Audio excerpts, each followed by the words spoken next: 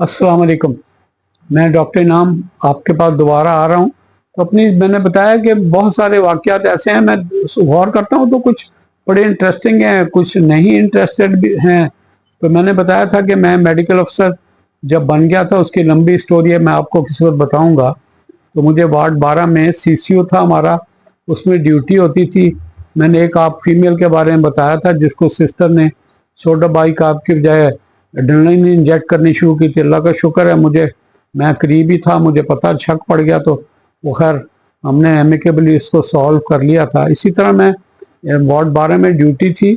उस ज़माने में मैं ये 2 ड्यूटियाँ ही कर रहा था। एक सुबह अली रज़ा जान के पास अजीज़ नर्सिंग होम में जाता था और शाम को ये करता था, कभी नाइट ड्यूटी या कभी शाम की ऑल्टरनेट। हफीज़ साहब का जब क्लिनिक में गया थी, वो तो थोड़े टाइम के लिए था, को 3-4 माह के लिए।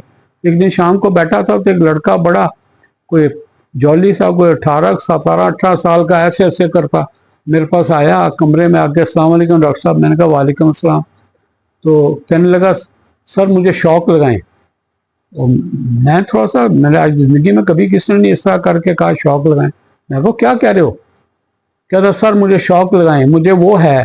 ऐसे करने लगा धड़कन को, तो मुझे अंदाज़ा। मैं कहा एसवीटी? हाँ जी जी जी एसवीटी है।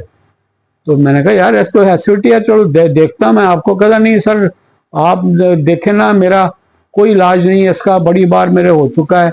जब भी मैं करता हूँ दवाइयाँ देते हैं, आप ये करते हैं, वो टीके लगते हैं, तो मुझे होता नहीं है। मुझे सिर्फ वो जो आप शौक देते हैं उससे मैं ठीक होगा। और मैं कहा यार ऐसे मत करो, मुझे देख तो यकीन नहीं आया अपनी कानों पे। फिर मैंने कहा अगर है भी सही है, कन्विंसिंग था वो। तो मैं कहा है भी तो मैं ऐसे नहीं कर सकता हूँ कि शौक दो, ये क्या बात हुई? तो कहना नहीं सर मुझे अम्मी ने दही लेने भेजा था, मैं रास्ते में दही लेने लगा तो मुझे शुरू हो गया। मुझे पता था मुझे तंग करेगा, तो मैं वहाँ से दही वही छोड़ के तो मैं आपके पास आ गया हूँ। तो मैंने उसको थोड़ा लिटा के देखा तो वैसे ही टैकीकार्डिया था, बहुत फास्ट हार्ट रेट था। मैं कहा देखो मैं तुम्हारी बात नहीं मानूंगा, मुझे नहीं सर मेरा लेट हो जाएगा, अम्मी मेरी परेशान होंगी कि ये मैं कहाँ रह गया। मैं कहा ना हो, लेकिन मैं तुम्हें ऐसे कैसे दे सकता हूँ? मैं तुम्हें ईसीजी करूंगा, उस पर प्रूव आएगा, फिर मैं आपको लिटाऊंगा, लिटा के आपको मॉनिटर लगाऊंगा, फिर आपकी आईवी लाइन रखूंगा ताकि कोई ऐसी चीज हो जाए तो फिर मैं टीका भी आपको दूंगा। उस जमाने में तो वो जमाना था बहुत ज्यादा एडवांस नहीं था। ये ईपी स्टडीज होती हैं, इलेक्ट्रोफिजियोलॉजिकल स्टडीज, जिसमें वो एक एक्स्ट्रा तार होती है, एक्स्ट्रा कनेक्शन होता है। और भी कई वजह हैं जिसकी वजह से ये धड़कन तेज हो जाती है, तो उसको आजकल काट देते हैं। बड़े अच्छे अच्छे लोग थे, जनरल इमरान मजीद हुआ करते थे, फिर अजमत रशीद थे, वो थे। अब वो तो पूरा डिपार्टमेंट ईपी वाला एफआईसी में चलता है। और इसी तरह शफा में वो हमारे असद हैं राजा साहब, वो करते हैं। आरआईसी में भी है, टिम्स में भी कोई लोग आ गए हैं, लेकिन अभी तक जो मेरा पसंदीदा सेंटर तो वो एफआईसी है, ईपी स्टडीज वाला। उस जमाने में तो खैर सब्र भी नहीं था, हमारे पास सिर्फ कुछ बीटा ब्लॉकर होते थे या आइसोप्टेन होती थी, वरप्पामिल कैल्शियम चैनल ब्लॉकर हैं। हम लोग यूजुअली जब होता था तो हम उनको आइसोप्टेन का 5 मिलीग्राम की डोज में उसको आईवी डाइल्यूट करके दे देते थे, तो मोस्ट ऑफ द टाइम वो रिवर्ट कर जाते थे। तो ये कहने लगा सर मुझे आप क्यों परेशान कर रहे हैं, मेरी अम्मी बड़ी तंग होगी, आप इस सारे चक्कर में ना पड़े, मुझे दें, और मैंने ड्रिप भी नहीं लगवानी। मैं कहा मैंने करना ही नहीं है, फिर जाओ। मैं कैसे तुम्हें कर सकता हूँ बगैर ईसीजी करूंगा। ईसीजी को बुलाया, उसने लेके आया तो वाकई वो सुप्रावेंट्रिकुलर टैक्कार्डिया था, हार्ट रेट उसका 180, आई एम नॉट श्योर कितना, 180 या 200 के पास था। तो खैर वो उसका ब्लड प्रेशर ठीक था क्योंकि चल के आया था। नॉर्मली जब हार्ट रेट ज़्यादा हो जाता है तो हार्ट में ब्लड जल्दी जल्दी करता है, तो उसके अंदर फीलिंग नहीं होती, तो लोग डिजी फील करते हैं, कभी कभी ब्लड प्रेशर गिर जाता है। तो उसका लोअर नॉर्मल पे था, लेकिन नॉर्मल था। खैर मैंने उसको मॉनिटर लगाया, उसका मॉनिटर किया उसको मैंने। वो एक ज़माने में वाल्सल्वा मनोवर्स होती थी, कभी आपको हो तो उसके अंदर हम ये करते थे कि उसका नाक बंद करके तो पूरे जोर से मुंह बंद करके ब्लो करना है, जैसे बियरिंग डाउन होता है ना, कि जैसे मैं कहता हूँ कान से आपने हवा निकालनी है। तो कभी कभार कभी 100 में से कोई 5-7 लोगों को ऐसे रिवर्ट होता है। फिर वो हमारी अपनी सेटिंग में हम कभी कभी एक करोटेड, एक तरफ की करोटेड आर्टरी को यहाँ पे मसाज करते तो उससे भी रिवर्ट हो जाता। अभी कुछ मैं 3-4 माह पहले भी वहाँ क्लिनिक पे मेरे एक खातून आई थी, उनको मैंने ये किया तो उससे वो ठीक हो गई, उनका रिवर्ट हो गया, तो वो जरूरी नहीं है।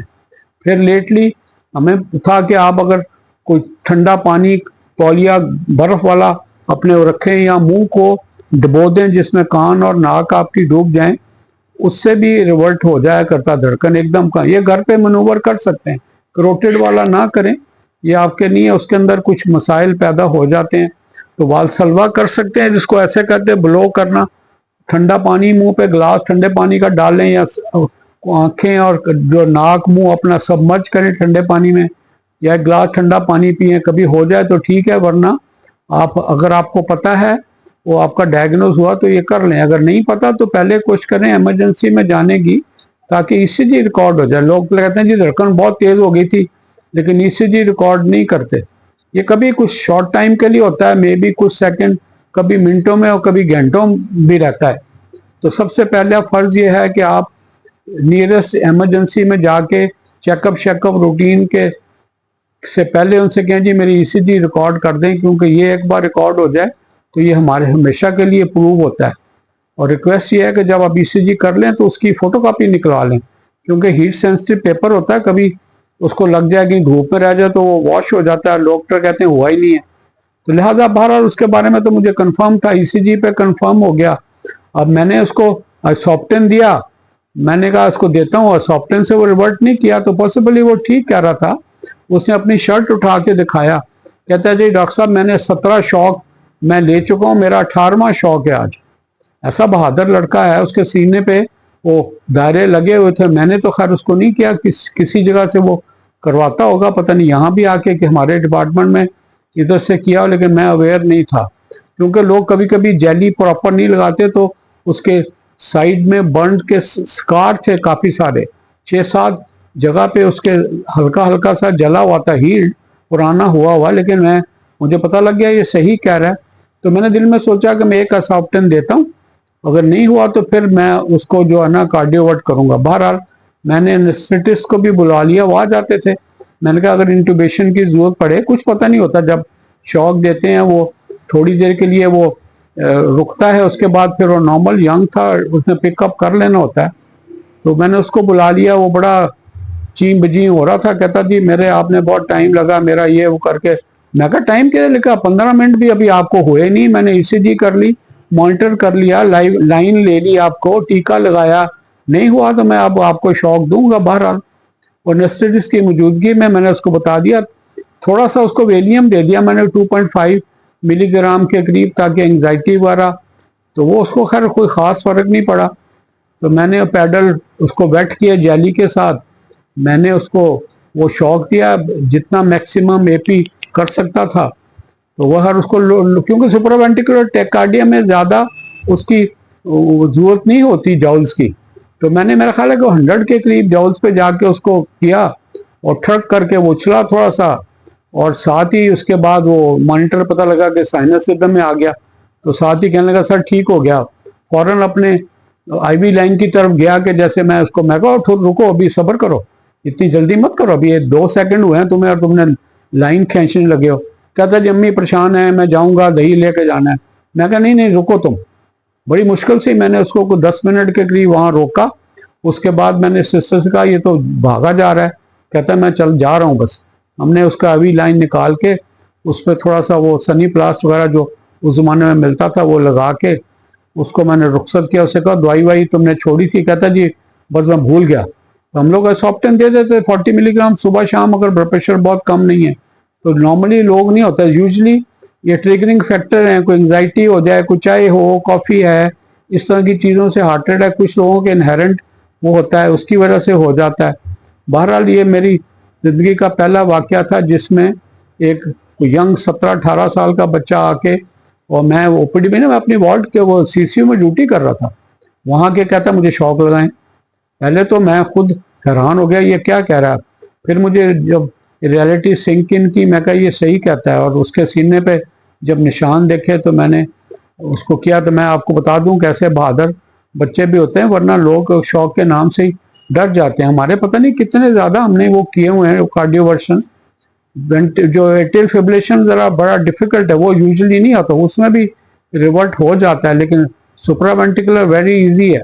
और वेंटिकुलर टैकार्डिया जिसमें आपका ब्लड प्रेशर रिकॉर्ड ना हो, वो भी आपका लिए इजीली हो जाता है, दवाइयाँ भी हैं। तो मैंने कहा मैं आपको बताऊं कि ये भी मेरे यूनिक है। यूजुअली शायद कि कुछ लोगों के साथ ऐसा वाकया पेश आया हो, डॉक्टरों के, कार्डियोलॉजिस्ट का। मेरे साथ तो पहला और आखिरी वाकया था जिसमें पेशेंट आके कहता है मुझे शॉक लगाएं। बहरहाल अल्लाह खुश रखे, उसको जुमान में रखे जहाँ भी हो। पॉसिबली अब अगर किसी अच्छे हाथ में आ गया होगा तो उसकी ईपी स्टडीज हो गई होंगी, और इसकी आरएफ एब्लेशन, वो जो ट्रैक होता है उसको काट देते हैं, उनको पता होता है, जो इलेक्ट्रोफिजियोलॉजिस्ट जो कार्डियोलॉजिस्ट है उनको पता होता है कि कहाँ पे है, तो वो उसको ट्रीट। मल्टीपल पेशेंट मेरे हैं जिन्होंने ईपी स्टडीज, आरएफ एब्लेशन कराई हैं, और माशाल्लाह वो क्योर हो जाता है, वरना नॉर्मली बीमारियां चलती रहती। तो अपना ख्याल रखिएगा। अल्लाह हाफिज़, अस्सलाम वालेकुम।